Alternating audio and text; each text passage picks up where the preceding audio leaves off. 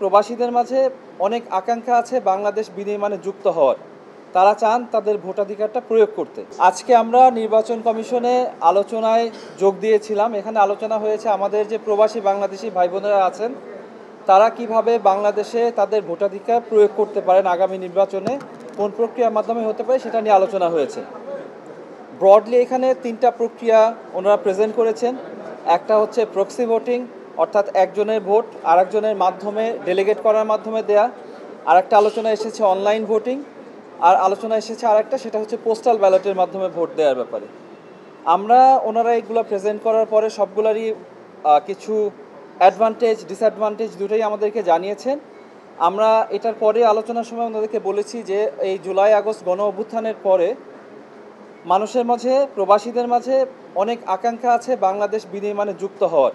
তারা চান তাদের ভোটাধিকারটা প্রয়োগ করতে, এবং সেক্ষেত্রে আমরা নির্বাচন কমিশনকে অনুরোধ করেছি তাদের সর্বোচ্চ চেষ্টা করার জন্য, যাতে বাংলাদেশিরা যারা প্রবাসীরা আছেন তারা সবাই তাদের ভোটাধিকার প্রয়োগ করতে পারেন। এক্ষেত্রে জন্য পাইলট করে অল্প কিছু মানুষের ক্ষেত্রে ভোটাধিকারের সুযোগ দেয়া, অন্য মানুষকে ভোটাধিকার প্রয়োগ করার সুবিধার থেকে বাইরে রাখা, এটা যেন না হয়।